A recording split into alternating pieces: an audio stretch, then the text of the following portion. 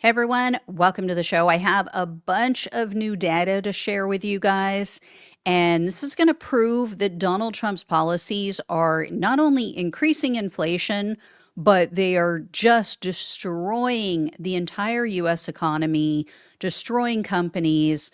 And contrary to what he claims, his tariffs are not bringing down the national debt. So I have proof on that as well. I also have stories of business owners either possibly having to shut down or, cut back, make huge changes. So, and that's all thanks to Trump, all thanks to his stable genius economy and economic moves. So, there is a silver lining though. So take a look at this. This is a video from CNN. Harry Enton, who's their data guru, their numbers guy. Here is what, let me turn on the sound. Here is what he had to say about new polling.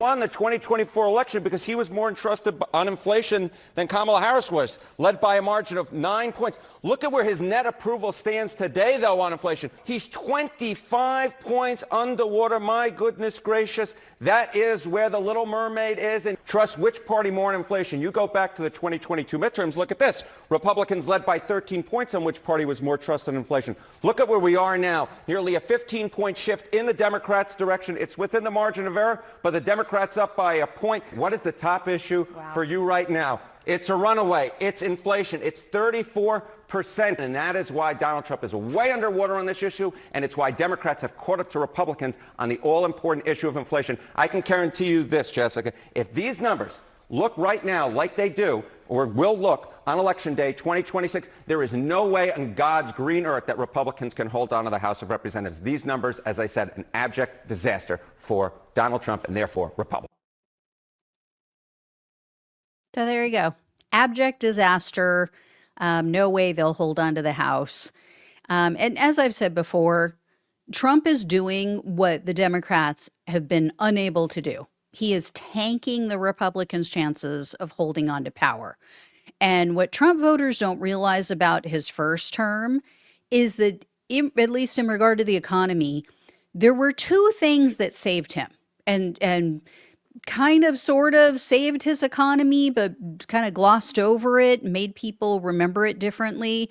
So COVID and the DC bureaucrats, because back then there were at least some logical people in the room. There were, people surrounding Trump who had minds of their own, who had their own ideas about how things should be done. They knew how things had been done, what works and what doesn't. Now he's surrounded by just a bunch of different yes men and women. And, back then they stopped him.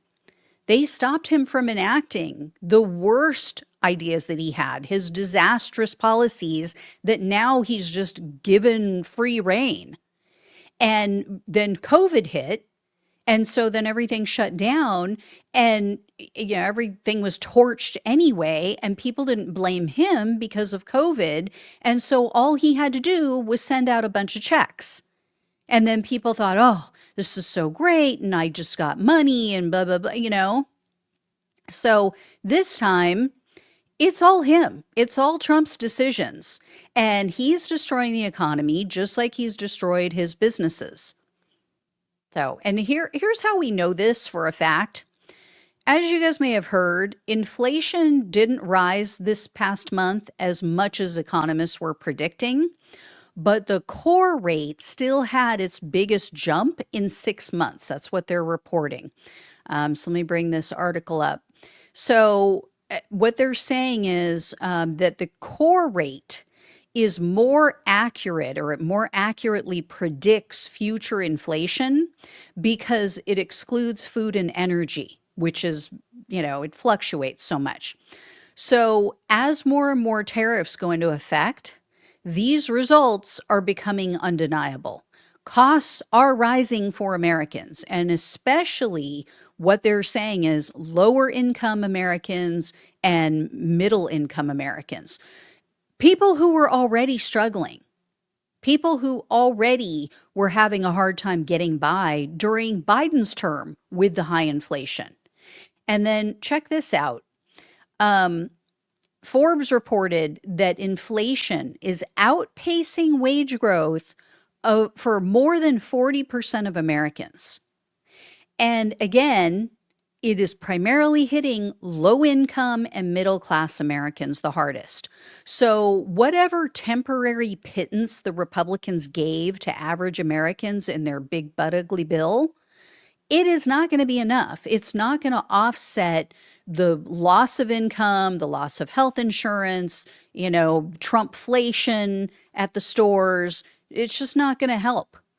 And then adding to that stress is job loss. And even if you're not losing a job, or even if there are jobs available to you, there aren't enough decent paying jobs. There aren't enough jobs that actually keep up with inflation and cover the cost of living. So take a look at this. As of the end of July, they said the number of job losses in the US had already surpassed the entire last year. All of the losses in 2024. We've already had more of them as of July. And there are a lot of reasons for these job losses, which I'm sure you guys can guess one of them. Doge, yes, very responsible for a great number of job losses, especially in the government, or all in the government, but also AI, because it's taking over a lot of white collar and entry level jobs. There are a lot of people who have come forward recently and said, yeah, my company, we used to bring in entry level people. It was kind of their foot in the door to whatever, different sector. And now we're just using AI because we don't need people to take notes. We don't need people to, record minutes when we're having meetings or doing a Zoom call. That's all done by AI. So it's brutal right now, and especially for people who just graduated. But Trump's tariffs have also caused businesses, especially small businesses, to scale back because their profit margins are evaporating. So they're not making new hires. In fact, they're laying people off. Now, Trump claims his tariffs are bringing in trillions of dollars, that, all this money, we're paying down the national debt. Yeah, well, you probably guessed, as with everything else that comes out of that pumpkin pie hole, that's a lie. So first of all, conservative tax groups, not liberal tax groups, not, the blue hairs. No, conservative tax groups say that figure could reach the trillions, like the money coming in from tariffs. It could be in the trillions, but that's going to be over a decade or more, like combined. Not just, this year we brought in trillions of dollars. So he's totally full of shit. Second, Trump fails to acknowledge that it's the American people who are paying it. So you're just taxing Americans more. That's all you're doing. American companies are very, very clearly increasing prices to cover the tariff fee. So American consumers are paying higher costs, and that is what's covering the tariff fees. So you just tax people more. And then third, not only did Trump and the Republican Party just agree to increase the national debt so that they could give their big money donors and good buddies tax cuts, but the national debt just hit 37 trillion for the very first time. So take a look at this. Experts were saying, the US, the debt's going to reach 37 trillion if you don't make cuts. But they were estimating it was going to be years down the road. So this is much earlier than what was predicted. So what's the point of tariffs? Like, what are we doing? Right? Trump said also, manufacturing is going to come back to the US. Yeah. Well, that's not happening either. The Wall Street Journal had recently reported, quote, manufacturing has shrunk for most of Trump's second term. And then they also said from March to July, U.S. manufacturing activity contracted according to the Institute for Supply Management's monthly survey. The manufacturing PMI last registered at 48, below the 50 score that differentiates growth and decline. So we're getting all the downside of tariffs and none of the upside. The job market's contracting, wages are stagnant at best, if not shrinking. The national debt and inflation are both increasing. So, again, we're getting all the worst of the worst, no benefit whatsoever. And then take a look at this. This report says that nearly 90% of Americans that they polled, this was in a recent AP NORC poll, 90% almost are concerned about the cost of groceries. 53% said it's a major source of stress for them, and then 33% said it's a minor stress.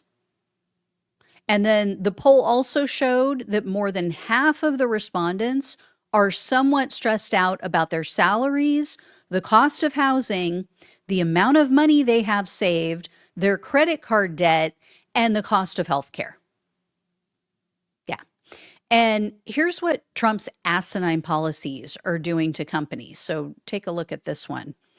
Under Armour, which, makes clothing, like a lot of stuff, for underneath your clothes when you're going out in the cold and so forth. Anyway, they reported that their profits have crashed.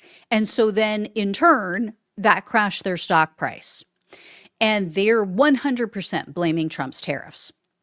And then Bloomberg reported that farmers are still feeling the effects of the tariffs, and they're feeling it on fertilizer costs, tractors, all kinds of equipment, basically everything. And then they wrote, quote, the sweeping effects of the president's trade war are coming into sharper focus as agricultural giants, including Mosaic Co., Agco Corp., and Bunge Global SA, report their latest results. Deliveries of key nutrients to the U.S. have plunged. Machinery prices are climbing, and crop buyers are limiting purchases amid mounting uncertainty. The levy-inflicted costs come at a time when American farmers, who by and large strongly supported Trump, have little buffer to absorb the impact. A benchmark for corn, soybean, and wheat prices has fallen to its lowest levels since the height of the pandemic lockdowns, amid ample supplies globally, cutting into farm revenues. So they were already losing money because people are getting these supplies from other places, corn and soy and wheat. And now he just put the last nail in their coffin. And then take a look at this, guys. So the company that makes Arizona iced tea, I don't know if you guys knew this, but forever, the price has been 99 cents. So they just announced they're either going to have to shut down or they'll have to raise prices for the first time in their 30-year history. It has, for 30 years, been 99 cents. And the reason being is because of their cans. So they apparently use over 100 million pounds of aluminum every single year. And about 20% of that aluminum comes from Canada. So, yeah. And then check this out. This is really interesting. This is from Morning Consult. So they did a poll, and what this shows is the percentage of Americans who have either stopped buying a product or they've had to switch to a cheaper product because of inflation. And for those on the podcast, the two top categories here are restaurants and groceries. So they're tied at 43%. And that's followed by, I should say, clothing, shoes, and accessories, which is at 39%. Now, the reason this is significant, and I wanted to share it, is because what they said in this morning consult poll is that people are now not just making this switch and going, oh, well, I'll go back to my original brand eventually. People are reporting that, no, I'm just going to stick with this new brand. So companies are losing consumers. They are losing previously repeat buyers who are going, you're just too expensive. So now I found this new brand that's cheaper and I'm just going to stick with them from here on out. So it's helping some companies and destroying others. They're losing consumers. Explain to me, how does this exactly make America great again? The golden age, huh? Yeah, the golden age if you're a billionaire. That's it. All right, guys, I'll let you know if I hear any more or when I hear more. Thank you so much for watching and listening. Please like, please share, and subscribe. Please donate if you can. Love you all. Take care. Talk with you soon.